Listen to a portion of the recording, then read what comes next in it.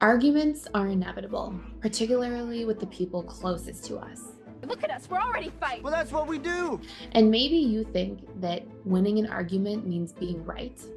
But do you really want to be the person who is disliked and ends up pushing people away in the process? The bathroom's a mess. Your belt doesn't match. Hey, Gil, you should probably go work out. Nothing I ever do is ever good enough. You see, so often people are trying so hard to be heard that they will raise their voice or wave their hands. But all this does is make our loved ones become defensive. So many of our experiences in childhood when conflict took place were us as children getting into trouble and then being punished or criticized. Yes, sir. I'm very disappointed in you. So the moment you get really angry and really loud, it makes people defensive. They stop listening to your request or trying to understand what you're feeling, and their focus goes into defending themselves instead. It also makes people feel uncomfortable and it pushes them away. Although it may feel like you're getting somewhere in the argument as you raise your voice or take your power back in some form, it often results in the exact opposite. People don't see you and don't hear you because they're too busy protecting themselves. See, we often think that winning an argument means bulldozing the other person so that you can end up being right. But truly winning is when your loved one understands exactly why you're hurt, validates it, and makes an effort to prevent that from happening again in the future.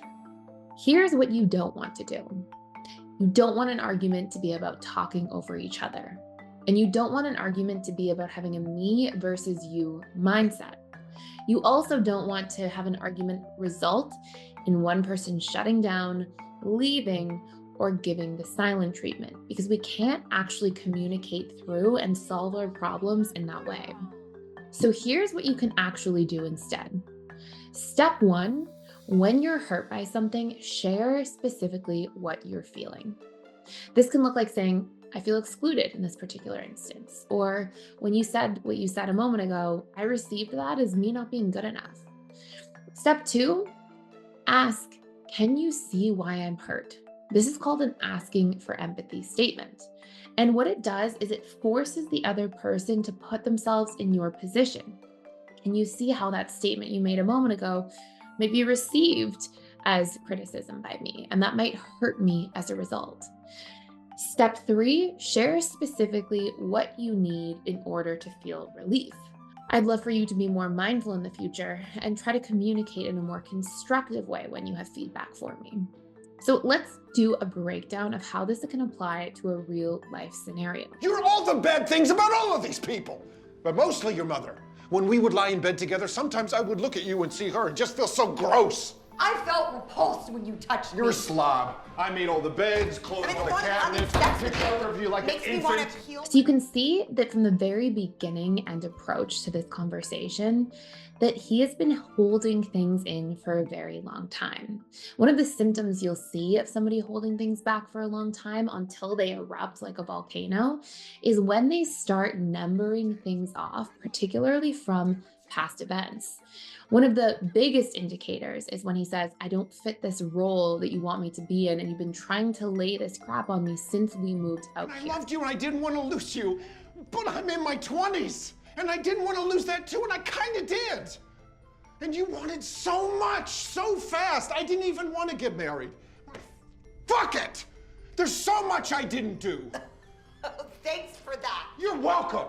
I can't believe I have to know you forever. Oh, you're fucking insane. So there's a lot of past tense there, very indicative of a lack of communicating in real time about things, which is when we ideally should be addressing them so that they don't become a volcano waiting to erupt when we're flooded with anger and a buildup of experiences that have not been properly worked through or talked out in the past. Now let's go back to those earlier steps we discussed. Step one, to share what you're feeling. Step two, to ask for empathy and ask for the person to put themselves in your shoes. And step three, share what you need in order to feel relief. So rather than starting off by saying it's not my fault that you didn't turn out to be an actress, and now you're acting like you're in a soap opera, making accusatory or derogatory statements, Acting is behind you. You're back to being a hack. You gaslighted me. he might say instead, I'm not sure if there's something you want to talk about, but I notice that your mood is off and it is starting to affect me. In fact, I'm starting to even take it personally. Step two, can you see how that might be uncomfortable for me? When there's a lack of clarity and I want to understand what's going on, right? So that's him asking for her to actually put herself in his shoes. And step three, going to the need, he would say, I would much rather us have a conversation rather than just feel like you're upset with me and I don't understand why. So, by using those 3 points, we take all of this anger and frustration being directed at her and we alchemize it into something productive. And by doing these things, we take this uncomfortable conversation and turn it into something much more meaningful and productive, where we can actually be heard, actually have empathy and validation, and make sure that we have our need met going forward in the future, which is what actually resolves arguments.